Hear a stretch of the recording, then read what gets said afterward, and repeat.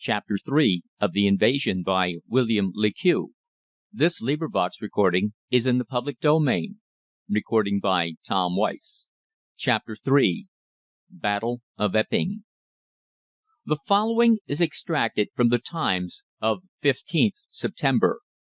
Epping, 14th September, evening. I have spent a busy day, but have no very important news to record. After the repulse of the German troops attacking Lord Byfield's retreating army, and the arrival of our sorely harassed troops behind the Epping entrenchments, we saw no more of the enemy that evening. All through the night, however, there was the sound of occasional heavy gun firing from the eastward.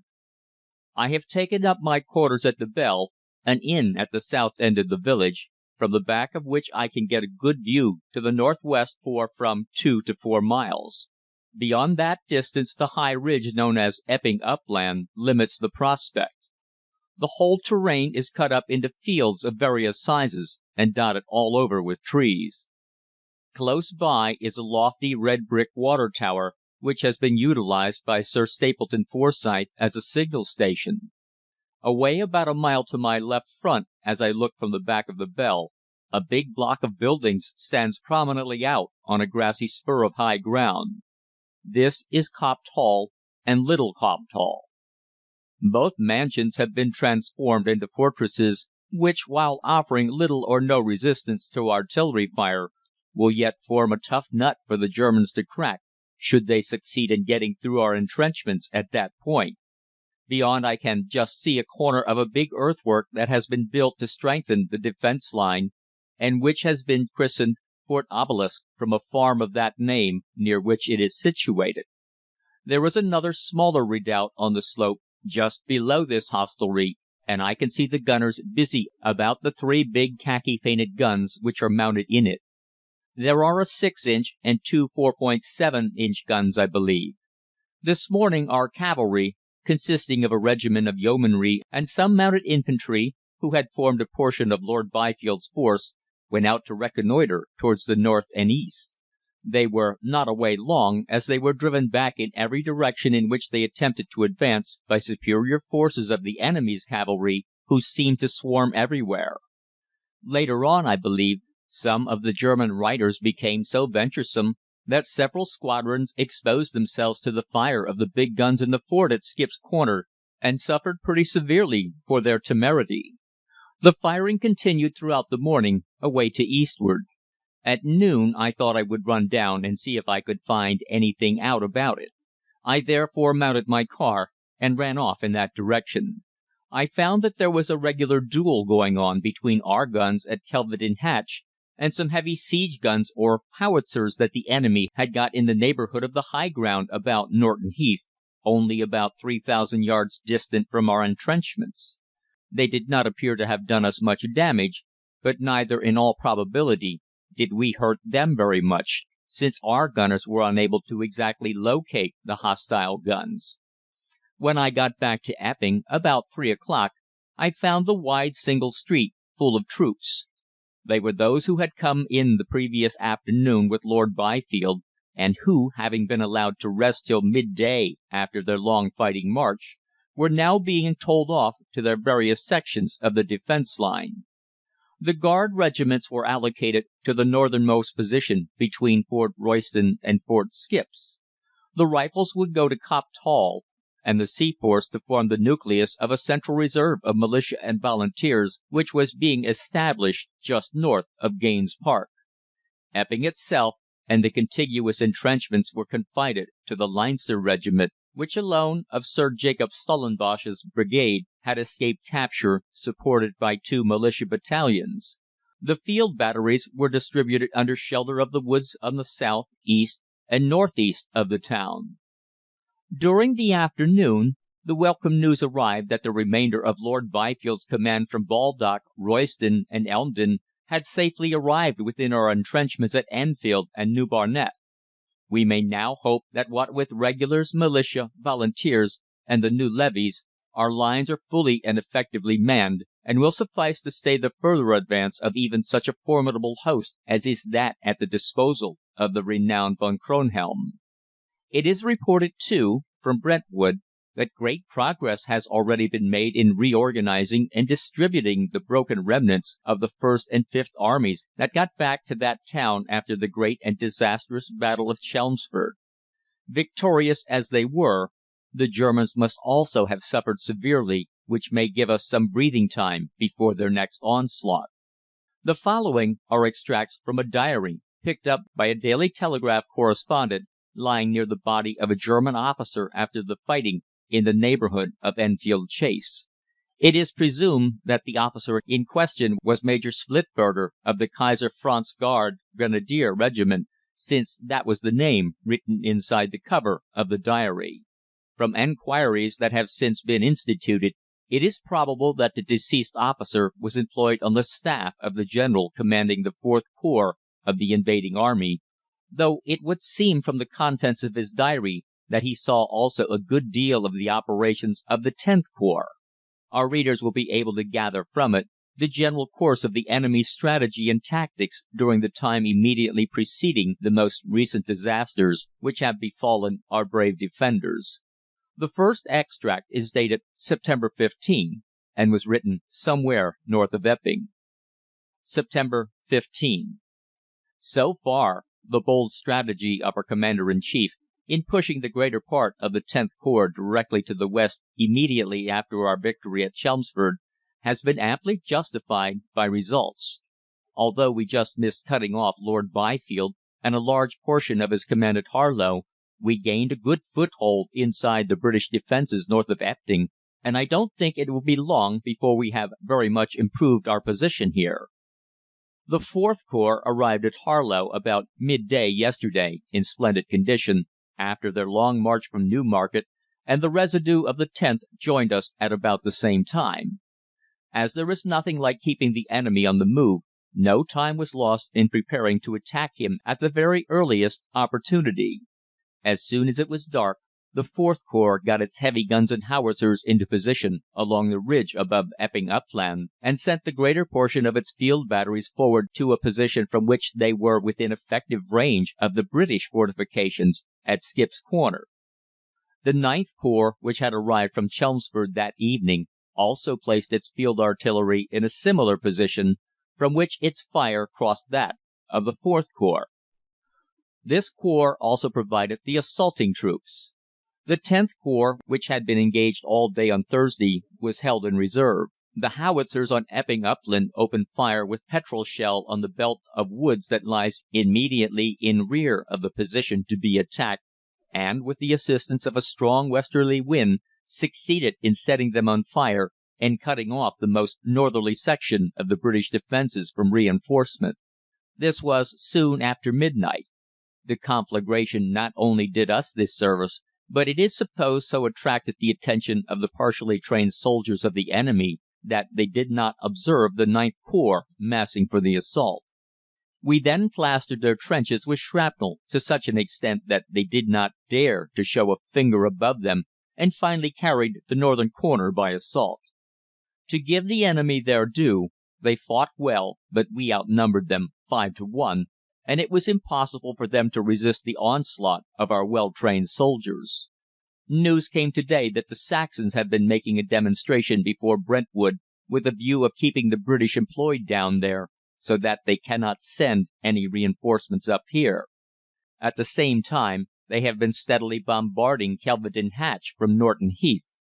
We hear, too, that the Guard Corps have got down south, and that their front stretches from Broxbourne to Little Berkhamsted, while Frölich's cavalry division is in front of them, spread all over the country, from the River Lea away to the westward, having driven the whole of the British outlying troops and patrols under the shelter of their entrenchments. Once we succeed in rolling up the enemy's troops in this quarter, it will not be long before we are entering London. September 16. Fighting went on all yesterday in the neighbourhood of Skip's Corner. We have taken the redoubt at North Weald Basset and driven the English back into the belt of burnt woodland which they now hold along its northern edge. All day long, too, our big guns, hidden away behind the groves and woods above Epping Upland, poured their heavy projectiles on Epping and its defences.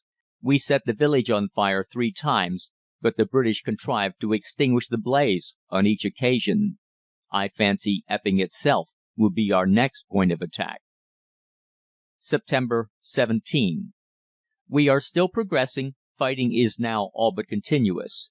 How long it may last, I have no idea. Probably there will be no suspension of the struggle until we are actually masters of the metropolis. We took advantage of the darkness to push forward our men to within 3,000 yards of the enemy's line, placing them as far as possible under cover of the numerous copses, plantations, and hedgerows which cover the face of this fertile country. At 4 a.m. the General ordered his staff to assemble at Latton Park, where he had established his headquarters. He unfolded to us the general outline of the attack, which, he now announced, was to commence at 6 precisely. I thought myself that it was a somewhat inopportune time, as we should have the rising sun right in our eyes, but I imagined that the idea was to have as much daylight as possible before us. For although we had employed a night attack against Skip's Corner, and successfully too, yet the general feeling in our army has always been opposed to operations of this kind. The possible gain is, I think, in no way commensurable with the probable risk of panic and disorder. The principal objective was the village of Epping itself, but simultaneous attacks were to be carried out against Copt Hall, Fort Obelisk to the west of it, and Fort Royston, about a mile north of the village. The IXth Corps was to co-operate by a determined attempt to break through the English lining the burnt strip of woodland, and to assault the latter fort in rear. It was necessary to carry out both these flanking attacks in order to prevent the main attack from being enfiladed from right and left. At 5:30 we mounted and rode off to Rye Hill, about a couple of miles distance, from which the General intended to watch the progress of the operations. The first rays of the rising sun were filling the eastern sky with a pale light as we cantered off, the long wooded ridge on which the enemy had his position standing up in a misty silhouette against the growing day. As we topped Rye Hill, I could see the thickly massed lines of our infantry crouching behind every hedge, bank, or ridge, their rifle barrels here and there twinkling in the feeble rays of the early sun, their shadows long and attenuated behind them. Epping, with its lofty red water tower, was distinctly visible on the opposite side of the valley, and it is probable that the movement of the General's cavalcade of officers, with the escort, attracted the attention of the enemy's lookouts, for half-way down the hillside on their side of the valley a blinding, violent white flash blazed out, and a big shell came screaming along just over our heads, the loud boom of a heavy gun following fast on its heels. Almost simultaneously, another big projectile hurtled up from the direction of Fort Obelisk, and burst among our escort of Uhlans with a deluge of livid flame and thick volumes of greenish-brown smoke. It was a telling shot, for no fewer than 6 horses and their riders lay in a shattered heap on the ground. At 6 precisely our guns fired a salvo directed on Epping village. This was the preconcerted signal for attack, and before the echoes of the thunderous discharge had finished reverberating over the hills and forest, our front lines had sprung to their feet and were moving at a racing pace towards the enemy. For a moment the British seemed stupefied by the suddenness of the advance. A few rifle shots crackled out here and there, but our men had thrown themselves to the ground after their first rush before the enemy seemed to wake up. But there was no mistake about it when they did. Seldom have I seen such a concentrated fire. Gun, pom-pom, machine gun, and rifle blazed out from right to left along more than 3 miles of entrenchments. A continuous, lightning-like line of fire poured forth from the British trenches which still lay in shadow. I could see the bullets raising perfect sandstorms in places, the little pom-pom shells sparkling about all over our prostrate men, and the shrapnel bursting all along their front, producing perfect swaths of white smoke which hung low down in the still air in the valley. But our artillery was not idle. The field guns, pushed well forward, showered shrapnel upon the British position, The howitzer shells hurtled over our heads on their way to the enemy in constantly increasing numbers as the ranges were verified by the trial shots, while a terrible and unceasing reverberation from the northeast told of the supporting attack made by the 9th and 10th Corps upon the blackened woods held by the English. The concussion of the terrific cannonade that now resounded from every quarter was deafening. The air seemed to pulse within one's ears, and it was difficult to hear one's nearest neighbour speak. Down in the valley, our men appeared to be suffering severely. Every forward move of the attacking lines left a perfect litter of prostrate forms behind it, and for some time I felt very doubtful in my own mind if the attack would succeed. Glancing to the right, however, I was encouraged to see the progress that had been made by the troops detailed for the assault on Copped Hall and Obelisk Fort, and seeing this, it occurred to me that it was not intended to push the central attack on Epping home before its flank had been secured from molestation from this direction. Copped Hall itself stood out on a bare down, almost like some medieval castle, backed by the dark masses of forest, while to the west of it the slopes of Fort Obelisk could barely be distinguished, so flat were they, and so well screened by greenery. But its position was clearly defined by the clouds of dust, smoke, and debris constantly thrown up by our heavy high explosive shells, while ever and anon there came a dazzling flash from it, followed by a detonation that made itself heard even above the rolling of the cannonade, as one of its big 7.5 guns was discharged. The roar of their huge projectiles, too, as they tore through the air, was easily distinguishable. None of our epaulments were proof against them, and they did our heavy batteries a great deal of damage before they could be silenced. To cut a long story short, we captured Epping after a tough fight, and by noon were in possession of everything north of the forest, including the war-scarred ruins that now represented the mansion of Copped Hall, and from which our pom-poms and machine guns were firing into Fort Obelisk. But our losses had been awful. As for the enemy, they could hardly have suffered less severely, for though partially protected by their entrenchments, our artillery fire must have been utterly annihilating. September 18.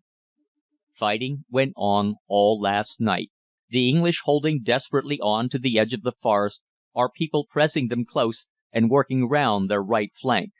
When day broke, the general situation was pretty much like this.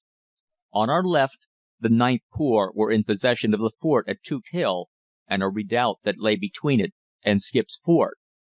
2 batteries were bombarding a redoubt lower down in the direction of Stanford Rivers, which was also subjected to a crossfire from their howitzers near Ongar. As for the English, their position was an unenviable one. From Copped Hall, as soon as we have cleared the edge of the forest of the enemy's sharpshooters, we shall be able to take their entrenchments in reverse all the way to Waltham Abbey. They have, on the other hand, an outlying fort about a mile or 2 north of the latter place, which gave us some trouble with its heavy guns yesterday, and which it is most important that we should gain possession of before we advance further. The Guard Corps on the western side of the River Lea is now, I hear, in sight of the enemy's lines, and is keeping them busily employed, though without pushing its attack home for the present. At daybreak this morning I was in Epping, and saw the beginning of the attack on the Forest. It is rumoured that large reinforcements have reached the enemy from London, but as these must be merely scratch soldiers, they will do them more harm than good in their cramped position. The 10th Corps had got a dozen batteries in position a little to the eastward of the village, and at 6 o'clock these guns opened a tremendous fire upon the northeast corner of the forest, under cover of which their infantry deployed down in the low ground about Coopersall and advanced to the attack. Petrol shells were not used against the forest, as Von Kronhelm had given orders that it was not to be burned if it could possibly be avoided. The shrapnel was very successful in keeping down the fire from the edge of the trees, but our troops received a good deal of damage from infantry and guns that were posted to the east of the forest on a hill near Theydon Bois. But about 7 o'clock these troops were driven from their position by a sudden flank attack made by the 9th Corps from Theydon Mount. Von Kleppen followed this up by putting some of his own guns up there, which were able to fire on the edge of the forest after those of the Xth Corps had been masked by the close advance of their infantry. To make a long story short, by 10 the whole of the forest, east of the London Road, as far south as the cross roads near Jack's Hill, was in our hands. In the meantime, the IVth Corps had made itself master of Fort Obelisk, and our gunners were hard at work mounting guns in it with which to fire on the outlying fort at Monkham's Hall. Von Kleppen was at Copt Hall about this time, and with him I found General von Wilberg, commanding the Xth Corps, in close consultation. The once fine mansion had been almost completely shot away down to its lower story. A large portion of this, however, was still fairly intact, having been protected to a certain extent by the masses of masonry that had fallen around it, and also by the thick ramparts of earth that the English had built up against its exposed side. Our men were still firing from its loopholes at the edge of the woods, which were only about 1,200 yards distant, and from which bullets were constantly whistling in by every window. 2 of our battalions had dug themselves in the wooden park surrounding the house, and were also exchanging fire with the English at comparatively close ranges. They had, I was told, made more than one attempt to rush the edge of the forest, but had been repulsed by rifle fire on each occasion. Away to the west I could see for miles, and even distinguish our shells bursting all over the enemy's fort at Monkham's Hall, which was being subjected to a heavy bombardment by our guns on the high ground to the north of it. About 11, Frölich's cavalry brigade, whose presence was no longer required in front of the guard troops, passed through Epping, going southeast. It is generally supposed that it is either to attack the British at Brentwood in the rear, or, which I think is more probable, to intimidate the raw levies by its presence between them and London, and to attack them in flank should they attempt to retreat. Just after 11, another battalion arrived at Copt Hall from Epping, and orders were given that the English position along the edge of the forest was to be taken at all cost. Just before the attack began, there was a great deal of firing somewhere in the interior of the forest, presumably between the British and the advanced troops of the Xth Corps. However this may have been, it was evident that the enemy were holding our part of the forest much less strongly, and our assault was entirely successful with but small loss of men. Once in the woods, the superior training and discipline of our men told heavily in their favour. While the mingled mass of volunteers and raw free shooters, of which the bulk of their garrison was composed, got utterly disorganized and out of hand under the severe strain on them that was imposed by the difficulties of wood fighting, and hindered and broke up the regular units, our people were easily kept well in hand, and drove the enemy steadily before them without a single check. The rattle of rifle and machine gun was continuous through all the leafy dells and glades of the wood, but by 2 o'clock practically the whole forest was in the hands of our Xth Corps. It was then the turn of the IVth Corps, who in the meantime, far from being idle, had massed a large number of their guns at Copt Hall, from which, aided by the fire from Fort Obelisk, the enemy's lines were subjected to a bombardment that rendered them absolutely untenable, and we could see company after company making their way to Waltham Abbey. At 3 the order for a general advance on Waltham Abbey was issued. As the enemy seemed to have few if any guns at this place, it was determined to make use of some of the new armoured motors that accompanied the army. Von Kronhelm, who was personally directing the operations from Copt Hall, had caused each corps to send its own motors to Epping, so that we had something like 30 at our disposal. These quaint grey monsters came down through the forest and advanced on Epping by 2 parallel roads, one passing by the south of Warley's Park, the other being the main road from Epping. It was a weird sight to see these shore-going armour-clads flying down upon the enemy. They got within 800 yards of the houses, but the enemy contrived to block their further advance by various obstacles which they placed on the roads. There was about an hour's desperate fighting in the village. The old Abbey church was set on fire by a stray shell, the conflagration spreading to the neighbouring houses, and both British and Germans being too busy killing each other to put it out, the whole village was shortly in flames. The British were finally driven out of it and across the river by 5 o'clock. In the meantime, every heavy gun that could be got to bear was directed on the fort at Monkham's Hall, which, during the afternoon, was also made the target for the guns of the Guard Corps, which co-operated with us by attacking the lines at Cheshunt and assisting us with its artillery fire from the opposite side of the river. By nightfall the fort was a mass of smoking earth, over which fluttered our Black Cross flag, and the front of the IVth Corps stretched from this to Gilwell Park, 4 miles nearer London. The Xth Corps was in support in the forest behind us, and forming also a front to cover our flank, reaching from Chingford to Buckhurst Hill. The enemy was quite demoralised in this direction, and showed no indication of resuming the engagement. As for the IXth Corps, its advanced troops were at Lambourne End, in close communication with General Frölich, who had established his headquarters at Havering Abbey Bower. We have driven a formidable wedge right into the middle of the carefully elaborate system of defence arranged by the British generals, and it will now be a miracle if they can prevent our entry into the capital. We have not, of course, effected this without a great loss in killed and wounded, but you can't make puddings without breaking eggs, and in the end a bold and forward policy is more economical of life and limb than attempting to avoid necessary losses, as our present opponents did in South Africa, thereby prolonging the war to an almost indefinite period, and losing many more men by sickness and in driblets than would have been the case if they had followed a more determined line in their strategy and tactics. Just before the sun sank behind the masses of new houses which the monster city spreads out to the northward, I got orders to carry a despatch to General von Wilberg, who was stated to be at Chingford on our extreme left. I went by the Forest Road, as the parallel one near the river was in most parts under fire from the opposite bank. He had established his headquarters at the Foresters' Inn, which stands high up on a wooded mound, and from which he could see a considerable distance and keep in touch with his various signal stations.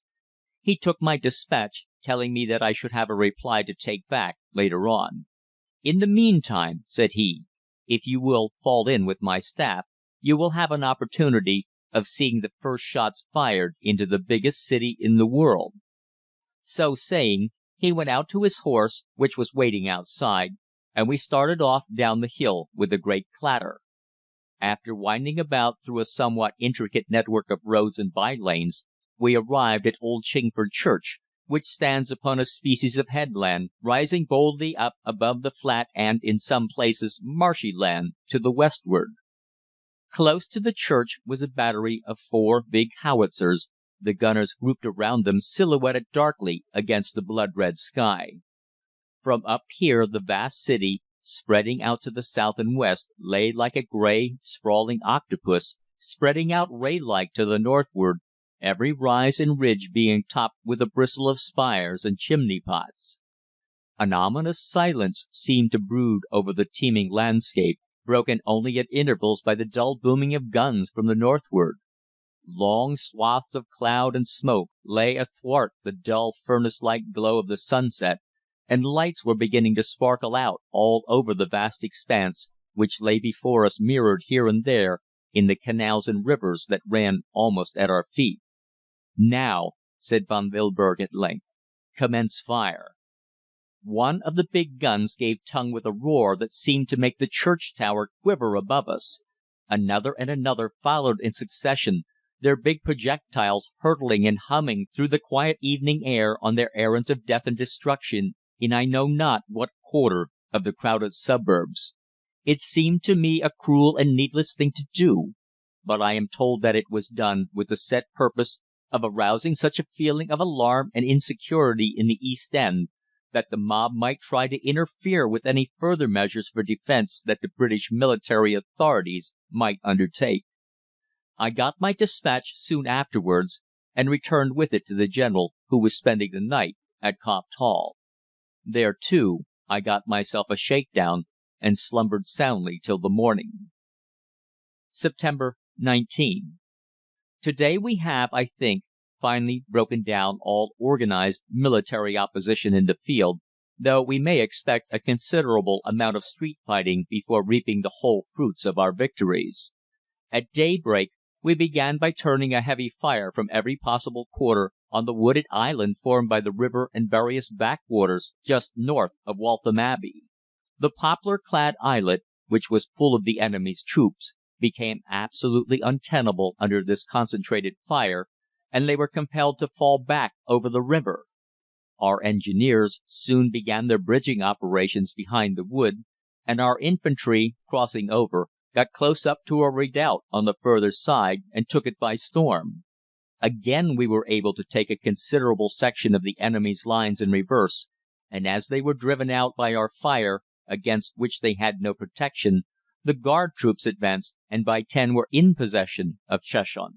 In the meanwhile, covered by the fire of the guns belonging to the 9th and 10th Corps, other bridges had been thrown across the Lea at various points between Waltham and Chingford, and in another hour the crossing began. The enemy had no good positions for his guns, and seemed to have very few of them. He had pinned his faith upon the big weapons he had placed in his entrenchments, and those were now of no further use to him. He had lost a number of his field guns, either from damage or capture, and with our more numerous artillery firing from the high ground on the eastern bank of the river, we were always able to beat down any attempt he made to reply to their fire.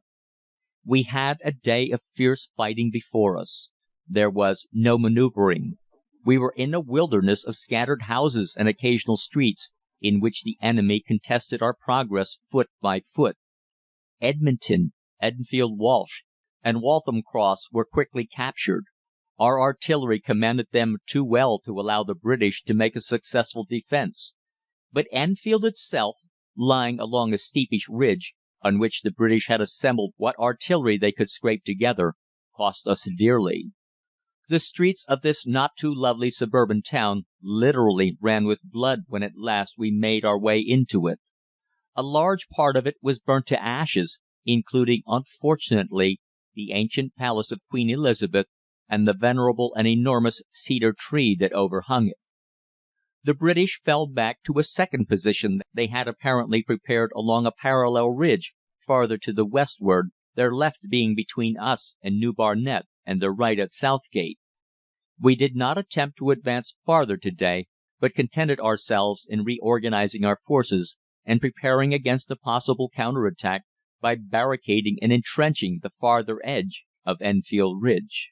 September 20. We are falling in immediately, as it has been decided to attack the British position at once. Already the artillery duel is in progress. I must continue to-night, as my horse is at the door. The writer, however, never lived to complete his diary, having been shot half-way up the green slope he had observed the day before. End of chapter 3.